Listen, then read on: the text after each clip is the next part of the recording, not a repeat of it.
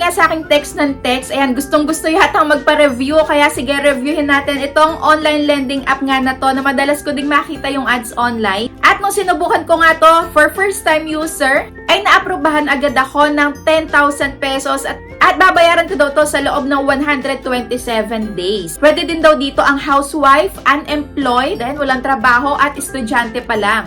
Kaya kung interesado ka, ay panoorin mo din yung video na to hanggang dulo para malaman mo kung legit nga ba na matatanggap ko to ng buong buo. If ever man na legit to, haharasin ka din kaya kapag hindi ka nakapagbayad nang wala pa sa due date mo? At ipopost ka din kaya nito sa social media. So lahat ng yan malalaman natin sa buong video na to, kaya wag muna kayong mag-i-install at patapusin nyo muna ako sa pagre-review ko nga dito sa my online lending app na to. Pero syempre, kung bago ka pa lang dito, ay huwag mo kalimutang mag-subscribe at pindutin mo na din yung notification bell para lagi ka maging updated sa mga next uploads ko. At sumali ka na din sa may GCash giveaway ko worth of 1,500 kada buwan yan. At sa aking dalawang cellphone giveaway for the month of December. Ayan, kung paano sumali, i-PM nyo lang ako dyan sa may Facebook page ko at dapat lagi kayong updated sa mga ina-uploads ko.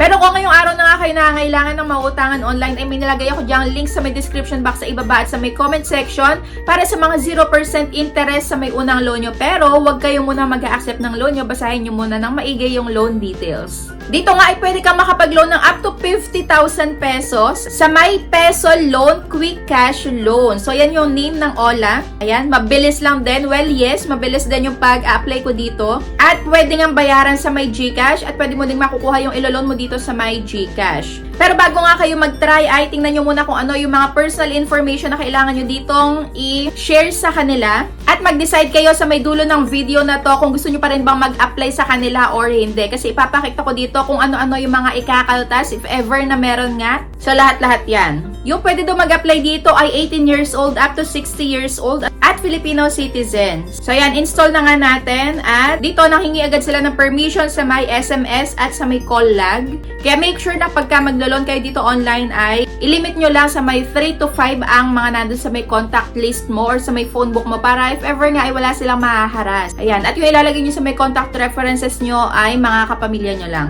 So ayan, agree lang natin to dahil pag hindi natin to inallow is hindi tayo makakapag-proceed. At dito nga meron agad bumungad na important advisories. Ayan. Peso loan adheres to regulations and practices fair debt collection. Makikita natin yan mamaya. Number 2, ayan, yung official peso loan app daw is named Peso Loan Only. Ayan, don't trust any APK links and huwag daw kayo mag-click lang ng link tapos ida-download daw. Ayan, usong-uso to sa may mga nagsesend sa atin ng message na approve na daw yung loan natin. Ayan, i-click mo yung link na to at i-download. So, huwag kayo mag-click sa mga ganon. At ayan, basahin nyo na lang din yung iba pa. At next naman, we need you to grant SMS permission. Ayan, nanghingi sila ng permission sa may SMS. Para na din daw sa may credit assessment nila. Okay, sige, agree lang natin. At eto pa nga yung mga hiningi nila na permission.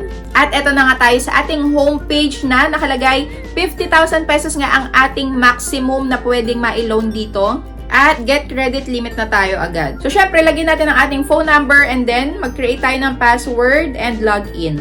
So, yun, meron din dyang OTP na magsisend sa inyo. At eto na, hindi naman nabago yung 50,000. Yung iba kasi is lagi nagbabago to. For first time user, ayan, siguro kaya gano'n nagbabago. At dito meron nga tayong 4 na sasagutan lang. So, una na nga yung personal information. Lagay nyo lang dyan yung level of education, ano yung napagtapusan nyo, marital status, residential address, complete address. At meron pa ditong additional info para daw mas mataas ang ating makuhang higher loan amount. Ayan. Maglagay lang daw kayo ng other number nyo. Kung meron kayong ibang SIM, lagay nyo na lang din dito at email nyo. So, ito ay mga optional lang. Nasa sa inyo kung lalagay nyo or hindi. Pero kung gusto nyo nga daw mas mataas yung maibigay sa inyong loan amount, isagutan nyo lahat. At next na nga tayo, submit na agad. At dito naman is nature of work na. So, ito kung ikaw ay self-employed, private company employee, business owner, BPO, freelance, government employee, staff, factory worker, housewife, at marami pang iba. So, mamili na lang kayo dyan kung ano ang inyong nature of work. At industry naman, ayan, kung anong industry, yung sa may work nyo. So, ayan, pili lang kayo dyan. Pa-flash ko na lang din lahat. At next naman, ayan, monthly income, kung magkano sahod mo dyan kada buwan. At yung pay cycle, tuwing kailan kayo sumasahod. saka company phone number. So dito, ingat lang kayo sa may company phone number dahil baka mapagalitan kayo pagka nilagay nyo yung phone number ng inyong pinapasukang kumpanya. So ayan, submit na agad. Dito na nga tayo sa may pangatlo. Ayan, emergency contact na. At nanghihingi lang naman sila ng 3. Ayan, kaunti to kumpara sa iba kasi pinakamarami ko na yata ang nakita is 5. So dito is 3. Yan, lagay nyo lang kung kaano-ano nyo sila, anong pangalan at phone number. At submit na nga ulit tayo. So dito is pang-apat na at last step. Dito na nga yung ID na ipepresent natin at eto yung mga hinihingi nilang ID. Ayan, UMID, SSS, driver's license, PRC, passport, pag-ibig, GSIS, national ID, or PhilSys ID. Lahat naman tayo meron na nito. Voter's ID, postal ID, TIN at PhilHealth card.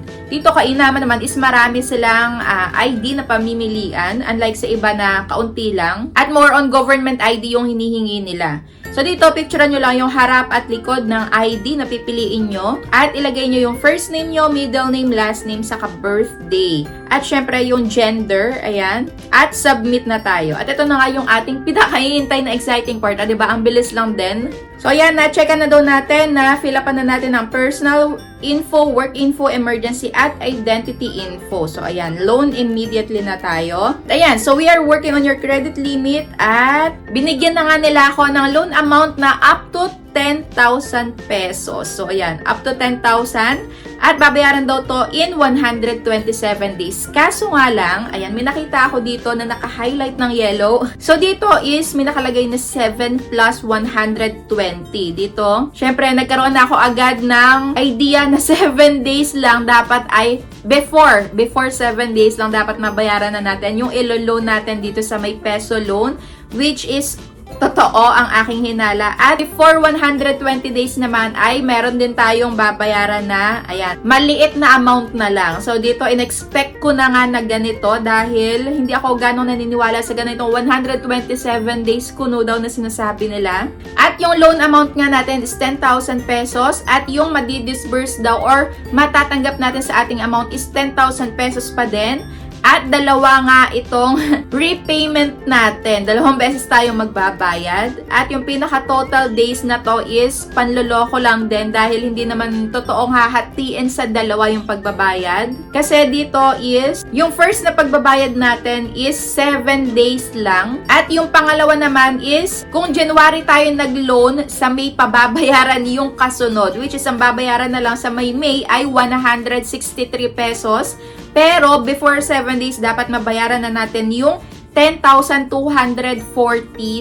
So, ayan. Ngayon kayo mag-decide kung i-download nyo pa ba to or hindi. Ayan, huwag tayo magpapaniwala sa mga nakikita nating ads online na napakahaba daw ng pagbabayad. Pero yung totoo naman is, on or before 7 days, dapat mabayaran na natin agad. Ayan, nagdadagdag pa sila ng sobrang habang months bago natin mabayaran yung pangalawang pagbabayad. Kaso nga lang is, napakaliit na lang ng amount na yon, which is mabigat para sa mga nangangailangan dahil ang bilis lang din ng pagbabayad. Pero dito nga, kung gusto nyo pa din, ayan, may pamimilian kayo na bank or GCash nyo matatanggap. Pwede ring PayMaya, Coins, Shopee, GrabPay, at ayun, yun lang yung pamimilian nila. So, meron din dito nakalagay na repayment schedule and papaalalahanan ka. Kaya yung mga nagsasabi dyan na hindi nila nakita, well, kapanipaniwala din naman kasi yung iba is nag-auto-disburse. Pero pagka ganito na nakikita nyo naman na yung loan details ay, ayan, mag-isip na kayo kung talagang ipagpapatuloy nyo pa or hindi. So, dito, meron silang interest na 346.5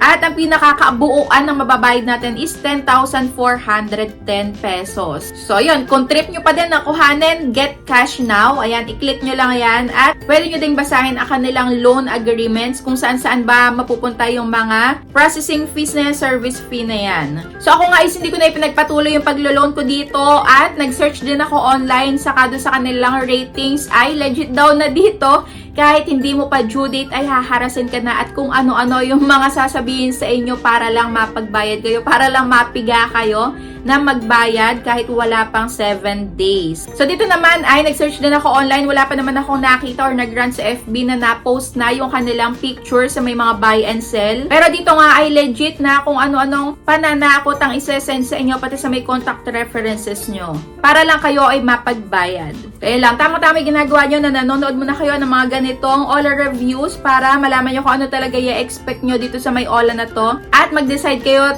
lagi sa may dulo ng video ng mga nagre-review ng mga OLA kung ipagpapatuloy nyo or hindi. Kasi kawawa din kayo kapag na i-click nyo yung Get Cash Now na yan, mapipilitan kayong bayaran yung interest niyan. At that's it for today's video nga. Kung meron pa kayong OLA na gustong ipa-review ay i-comment nyo na din dyan sa may comment section para ma-review natin at maging aware yung iba. At kung na-experience nyo na din yung paglalon dito, ay i-comment nyo na din dyan para mabasa nga ng iba kung ano yung mga naging experience nyo dito. So that's it for today's video. Thank you for watching!